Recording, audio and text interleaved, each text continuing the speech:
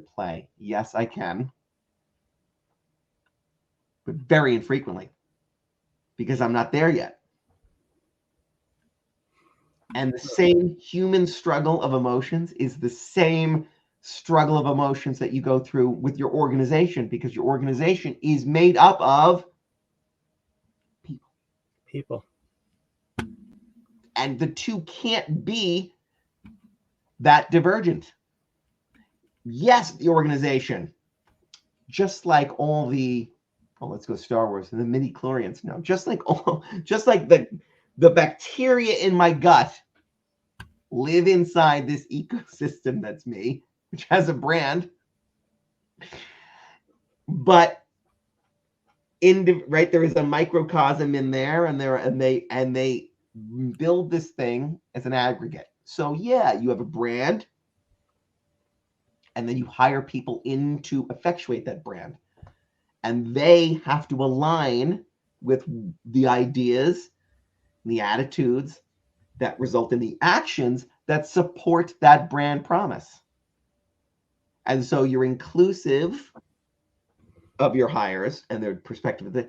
So their backgrounds then become a beautiful canvas of experiences and access to experiences and other ideas, because we all, despite that, led to a common understanding of the world that supports the brand.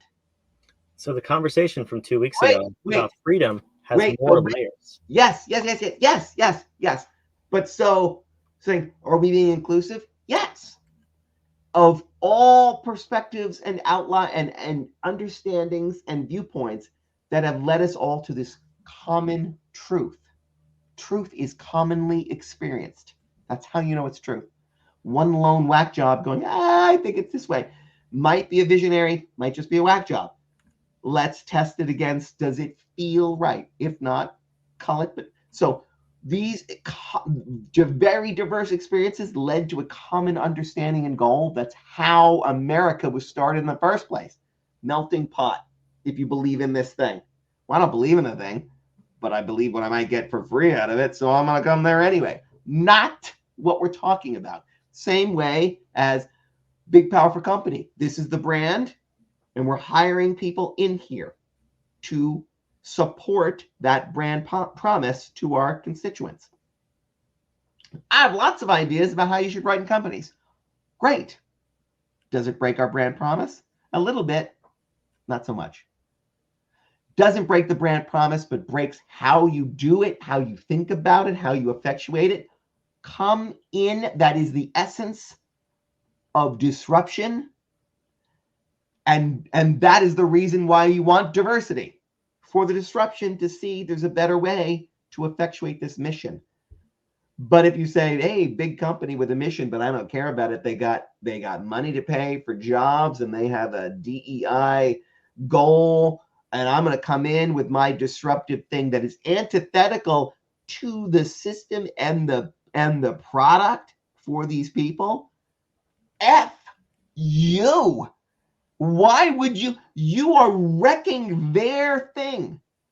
The consumer. This mission, this company is not here with their pockets to help you change the world in your doing of your job. How dare you, you infant that we have hired into the world? There's a big problem with, I'm hearing that the generations we're hiring now have been very safe-spaced into a place that think that they, as a precious snowflake, should have room to... This is what we're going to talk about today.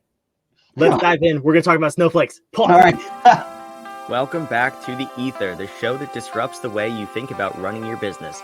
Join me, Brandon, and my co-host, Sean Delaney, the creator of What If, on today's episode. Our goal is to provide context around what we talk about so you have the clarity to cut through the noise and the confidence to grow and run a truly harmonious business. Let's jump in and take the next step to achieving business freedom.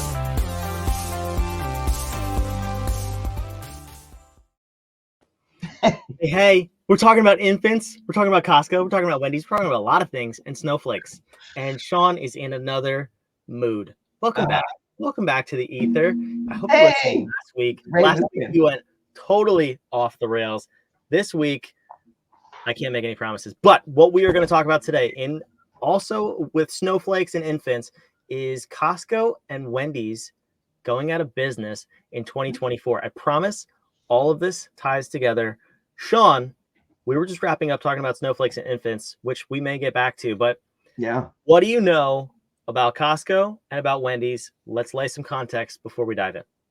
Well, you're supposed to lay the context. What do I know about I that? want to know what you know, because then I'll fill in the gaps. I know. I usually surprise you with these episodes like 20 minutes before we go live, which honestly adds to the magic. So let's unpack it. Let's tie it to Harmonious and show the listeners how their small business can look like this, but also avoid these pitfalls of running and thriving in business. You keep telling me that the surprise is where the magic is. I don't know. I'm not fully convinced, but okay.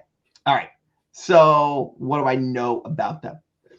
I know that Costco has a very strong brand as a big box store, and I know that I know a lot of things about them. I don't know where you're going, so let's just say that there. And I know that Wendy's had a very strong brand for a very long time, and now they may be missing the mark with their surge pricing, because that seems to violate the brand promise and seems to be very inwardly driven.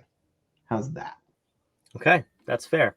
Wendy's, you're pretty much there. Surge pricing, as the line grows, the prices also grow, and they can grow while you're in line. That's fun. I'm going to go get a $4.99 burger, and then surprise, you get to the counter, it's $12.99.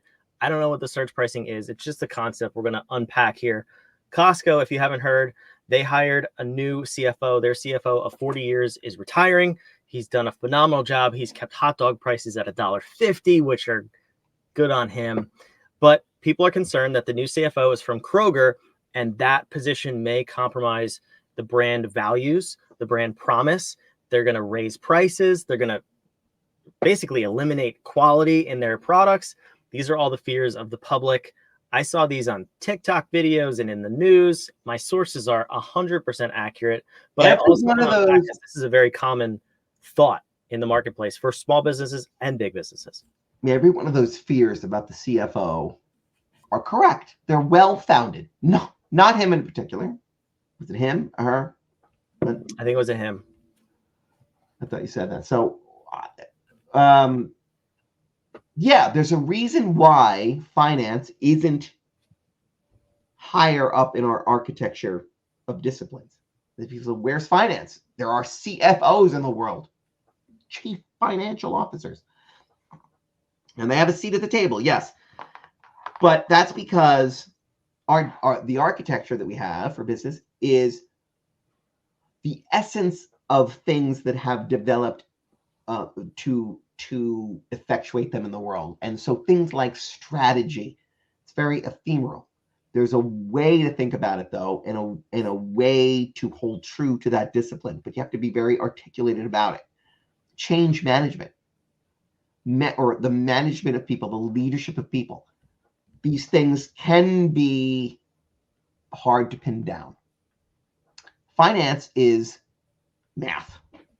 The math is the path, and it is what it is. Now, you can interpret it differently. Well, this is two oncologists, not equally skilled, looking at the same numbers. But the numbers are what the numbers are. And so if you need somebody to read the numbers, which are what many CFOs are, they can do that. But they're very internally focused. Now, some, like your best doctors in the world, can extrapolate from their discipline and understand other things. And then you go, wow, that doctor really gets me. As a person, as a human, they understand all the things. This is the difference between, this is bedside manner. The best CFOs have the best bedside manner. Bedside manner. They treated me like a person. Oh, I thought they were the best doctor in the world. Technically, they are skilled and can do the surgeries no one else in the world can do. But I just didn't feel good when I was with them. Okay. Right? But we understand that there is a difference between skill and a more holistic field. They understand other things in this dynamic, which makes them a better doctor in most people's mind. I have seen look it up if you doubt what we're saying. There are many examples where the CFO has risen to CEO position and been a failure. How could they be a prominent CFO for 3 mega giant companies and then fail? And we can blame all kinds of things. Wasn't a cultural fit, wasn't this, wasn't that. Right. They knew exactly how to be a CFO. They didn't know how to be the CEO. They didn't have that skill set. They didn't see all the pieces they needed to see. Can it be done? Absolutely. But being the CFO, let's understand, when you're doing that thing really well, it means you're not necessarily doing other stuff well. When Kennedy became president, he hired a Secretary of War, which is what we call then, who was a war hawk. His answer to everything was bomb them to the Stone Age. And when they asked, how could you do this? He's always going to counsel for war. He said, yeah, he's the Secretary of War, not because I need to know what he thinks about going to war, because he's going to want to go to war. But God help us, should we ever go to war, I want him fighting it. That's his discipline. That's what he knows. And that's his lens. Just like you should as the owner of your own company. That's diversity towards the common cause. The CFO should believe in the same effect as me, as should every other C-suite person or voice in my head or anybody we hire. We should all be tied to effectuating the mission first. And then we bring all these disciplines together beautifully to support the brand promise. I don't think surge pricing benefits Wendy's customers. It benefits them. So it seems very, I don't know what lens, other than an internal financial lens to say, well, it works for other companies. Well, if you're trying to get a flight late, it's going to cost more than if you try to, book it in advance. Is that the next thing now? I have to order my burger in advance to get the pricing. To get good pricing. There are companies that do that. I'm not saying fast food, but in order to get specific pricing, you have to order online or order ahead, or else there's in-store or at the door ticket cost kind of thing. Yes. It wouldn't be out of reach. Oh, sure. And it's brilliant for them. And so what does Wendy's think they're doing? We're being very creative, and we're looking outside of our industry at other industries and what they're doing. And we see other industries are doing this and it works. Not fast food. What's the purpose of fast food? Oh yeah, well, I don't know if that's a business for us anymore. Then exit the business. But you're serving a constituent that wants fast food at a certain quality for a certain price with a certain regularity. That is the staple of their day. I need something to be the same today that wasn't yesterday. I need to drive up there and know what a nugget costs. I got here 5 minutes too late. Now it's 50 more cents. It's not that good of a nugget that I have to have. I don't care. Take the best nugget and the worst nugget. The difference between the two of them isn't worth the bullshit that you're trying to put me through so you can be more profitable than them, who keeps it the same for me. What? And it's better. Yeah, so we'll get back to Costco in a minute because that's a different discussion. But the Wendy's example, I think, is amazing because they may have looked at other industries, they may have looked at concerts and whatever and at the door pricing. They didn't look across the street, and Chick-fil-A, pun intended, is eating their lunch. Chick-fil-A said, we have a demand issue and we don't want people to wait in lines. So what do? We put highly trained air traffic controllers in our parking lots with iPads, and they may be in high school. That's okay. But they get people through the door quicker than probably most airports get people to take off from their airplanes. And here's why you don't even care if they're not the best trained kids in the parking lot, because we know those kids are there because they care, because they don't hire the ones that don't. And we know they're only out there not to make more money, because Wendy's is making more money by trying to flex price me. And it's not going to their employees. Let's be very clear on that. No. So they're doing that. You're doing this. I'm okay with the kid going, oh, sorry, I'm just learning this. Kid, you're doing the Lord's work. You know, you're doing a job for the right reasons. For me, the consumer, the brand loyalty leaps and bounds that company is making versus any of the others. And then now Wendy's, thanks for making a decision that puts you in last. You could have just been the gray box dispensing nuggets. I've actually seen McDonald's now where they have it's a new thing. I grew up in the 70s and 80s. I think of McDonald's with the playlands and the colors and the thing. They're gray boxes now. You walk in, there's a screen. Couldn't be more sterilized than ever. You punch it. And then you even can push a button that says they don't even have to talk to you. They'll just put it in the side and you can just slink away with your little thing. Or they'll come up and go, 42. You say 42. And you take your pellets, your government issued pellets, and you walk away. Orwell is now going, man, this shit you guys are doing that I didn't even think of, but you know. And we've been slow boiled to this place. We can do that. Or you can look across the street and say, they're not doing that. And Wendy's now is kind of fumbling in the middle. And of course, we know it's an internally finance-driven thing because they didn't look across the street. They didn't look anywhere. That was let's pick that apart for a second. More money. The CFO can always tell you that. How to reach more people, deliver more value, change more lives. That's not that question. That is a reactive measure. That's like saying, asking the CFO how your company can make more money is like asking a personal trainer how, no parentheses, can I lose more weight? Well, you could make yourself throw up every day. A solution. You could. And they say, and I guarantee it'll work. I guarantee it'll work. Well, that sounds good because I got to hit a certain weight by a certain date. That sounds great. They're not looking at the whole solution. It is one thing. So you ask them, how do we do that? Less calories. Got it. Good advice. Rest of you, how do we do that? Well, does it mean you're not going to, and then someone says, does it mean you're not going to have any energy to pick up the kids because you are a parent? Oh, yeah, I have to do that. That's a brand promise. What else? Does it mean you're not going to destroy your esophagus and your entire system so you can't live? Oh, yeah, I made a promise to myself. Part of my brand promise is I will maintain the integrity of this system. Great. What else? Go through the list. Incredibly valuable information.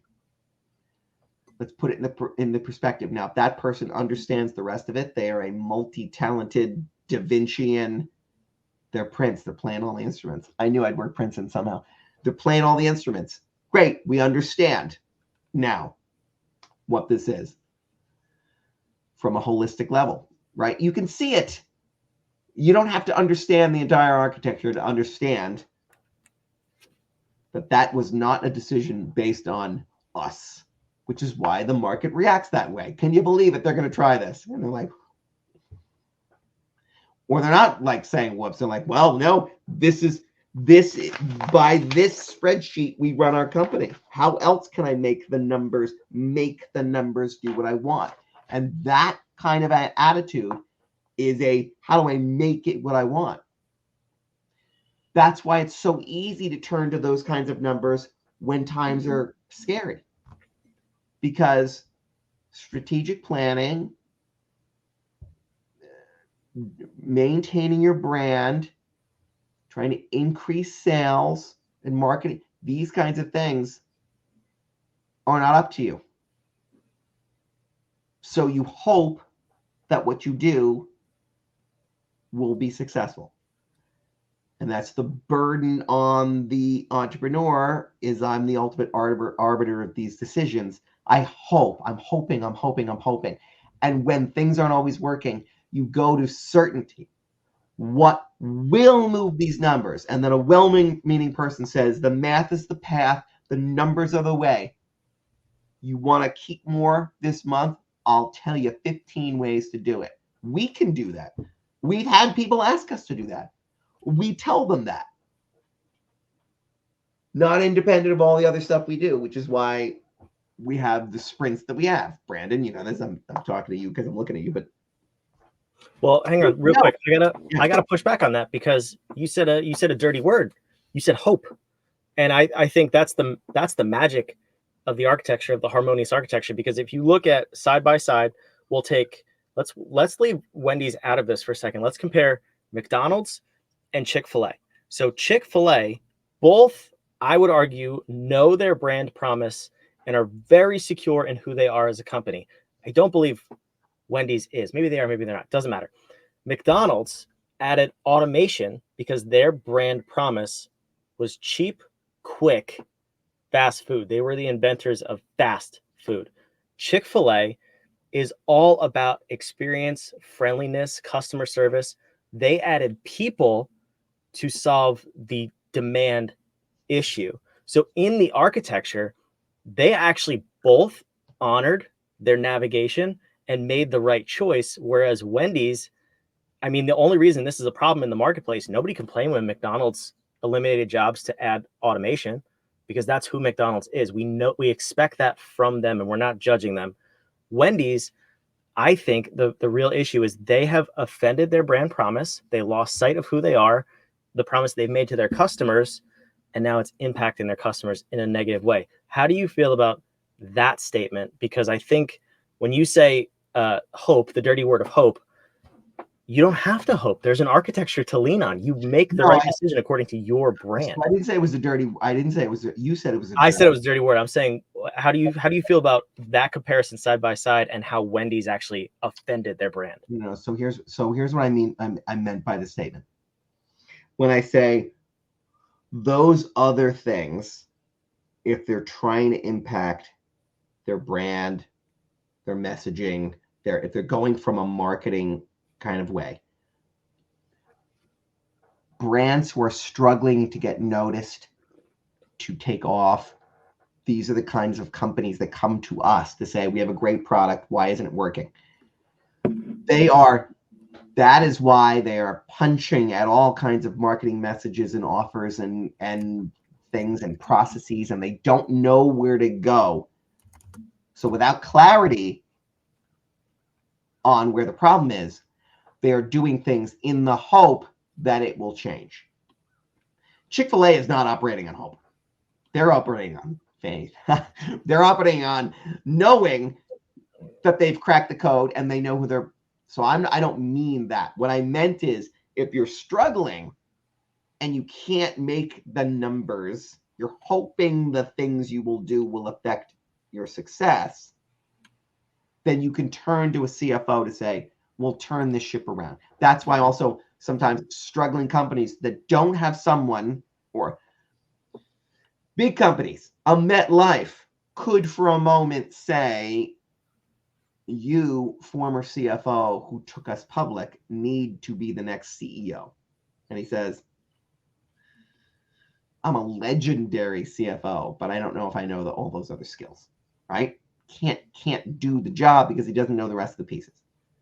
Now, a company like a Chick-fil-A, where they understand their entire value chain, and that is what is driving the marketing, and that is what is driving their operational decisions on how to flex at points in time like this, is masterfully done. For Wendy's to say, do such an internally focused, we're going to do this thing, such that it angers their customers who could go across the street. That's why it's a little different than the airlines, because the airlines can screw with you, but my airline of choice just screwed with me recently, and I went across the hall, got a flight on a different airline, and guess what? Sorry, it wasn't bad at all. I had somehow, because of my loyalty to this airline, thought, and hadn't even been once screwed by the other one, I'll never fly there again. And then because of the Boeing jet controversy, my airline of choice didn't have flights for me for 3 days. I had to go across the hall. It was great. My airline, in the way they handled the issue, now just awakened to me the fact that maybe there are other options. And so Wendy's, in their little, we had some brand loyalty now because people are waiting in line, so we must be great. Instead of making it more efficient for us to get more product out like they would do across the street, we're going to charge you more. Fuck off, Wendy's, because your product isn't so much better. I mean, I'm going to flex, and then they're going to win me, and you're going to have a hard time getting me back, because now anything you do is going to be chasing what they did. And as long as you're across the street from each other, which is typically how franchises put you're going to be within if there's nothing here, there's nothing here. If there's something here, there's everything here. So they do have Frosties, though, and McDonald's is notorious for not having a working ice cream machine. So maybe they're holding on by that. Different ether. Different show, on a lot to unpack there, but you're right. Maybe they are. I don't know. I think they're missing it. No, I like this, though, because I think the moral of what we're saying here is when we translate this to small businesses and entrepreneurs, if you see your competition or people who are in a similar industry as you making mistakes like this, that's the time to pounce. That's the time to double down on what you do really, really well.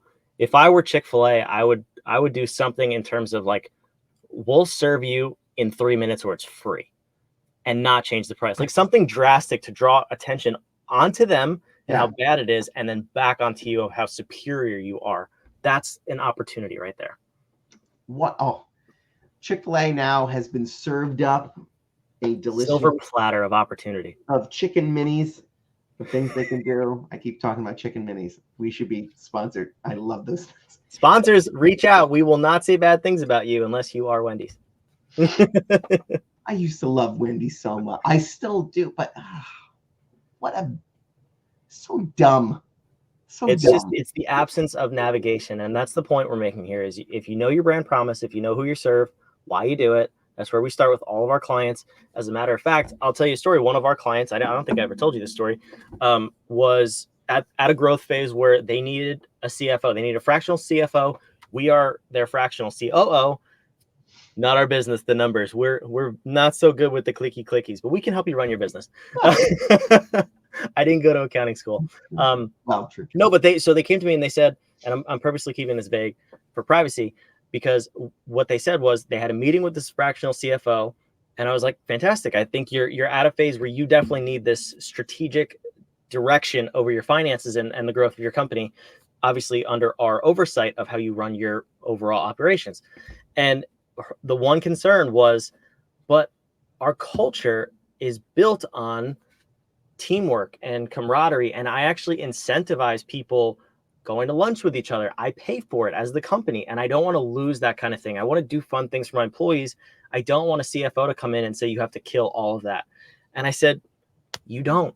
You're the CEO. I'm essentially your fractional COO. There's two people who need to authorize any decisions like that before we change your company culture. So kind of swinging away from Wendy's and back onto Costco, we're pretty bearish on Wendy's, but I see no issues with Costco because there is a chain of command, and that size company has a board of directors, investors, shareholders. There's a lot of people decisions need to go through before you start impacting the brand. Now, hopefully they don't succumb to the same fate that Wendy's did, but I think Costco is pretty strong on their brand promise and who they are. Amen to that. I think Wendy's will figure it out. They will. Because they've been around long enough. They know what they're doing. Unless a couple of their competitors jump in that same boat and then they all think it's a thing. and then it takes them like 5 years to figure out it's not a thing. And 3 of them go out of business. Some of the circus tent providers of food all get homogenized and go out of business. And then it's just one gray building where you drive up and nuggets you push the button yourself, which there are these now where they've moved to gray buildings. You go in, there's a kiosk, sterilized, you push a button, and then nuggets are dispensed. We're 2 steps away from being pigeons trained to click a button and no, that's happening. I saw that in the last time I flew at the airport, Raleigh-Durham Airport. There are whole walls dedicated to fast food service. You don't see a single human being, and it was new for me. And we're talking like 2 months ago.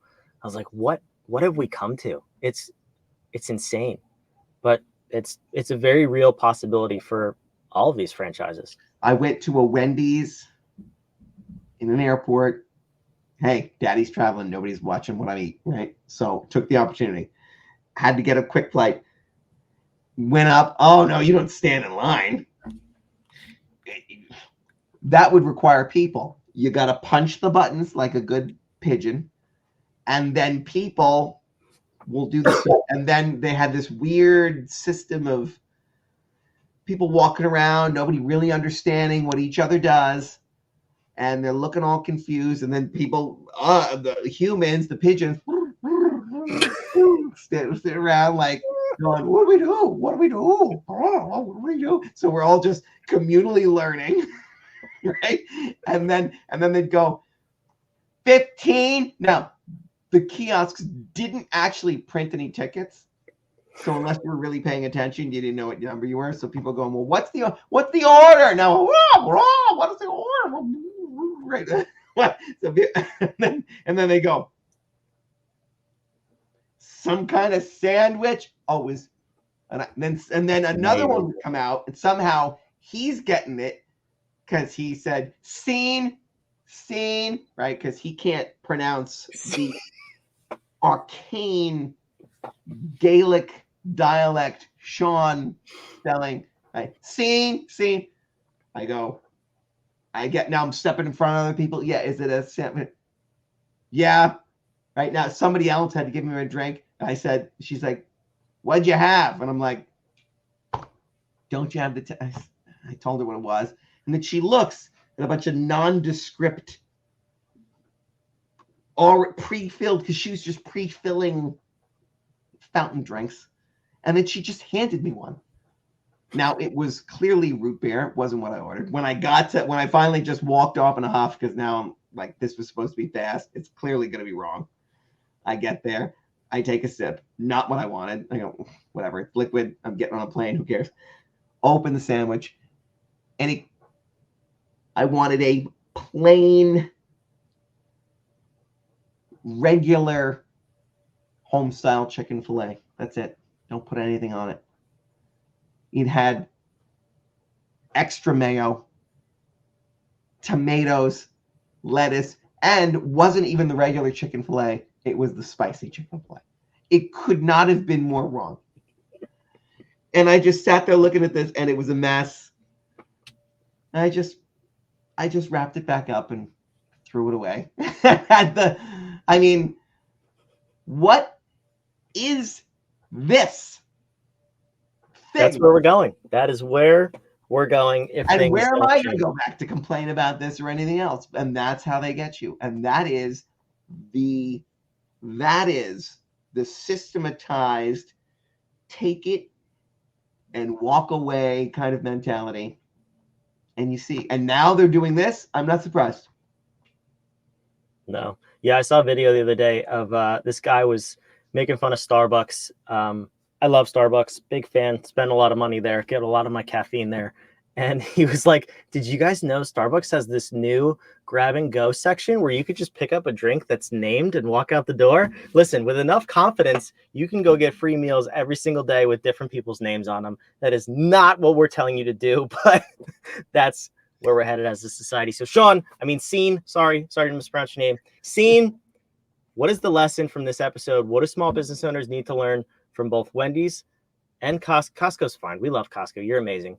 Wendy's and Chick-fil-A, what can we take away to make our businesses better and give our customers a better experience? You're glossing over your strategic planning. You are glossing over your brand, articulating it, solidifying it, and doing everything and tying every process in your business to supporting that brand promise.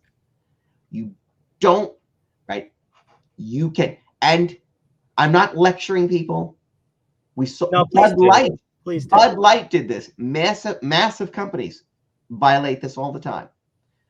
Spend the time understanding your core values, your mission, and your vision, tying that to your value chain, your brand promise, and your value chain, and automate and decide from there based on the analytics tied to the end of that chain. That is all business in the most rudimentary form, but you do that and you can't screw it up. Mess with any of that and you can't get it right. That's it. That's all you need to know. We are open to sponsorships, Costco and Chick-fil-A. If you're willing, reach out to us. We'd love to have you. Get it right twice. Did I say you can't get it right twice? That is the message. No, that's fantastic. All right, so take that away. Make sure you get that right in your business. And we'll see you on the next episode of The Ether. Thanks for watching.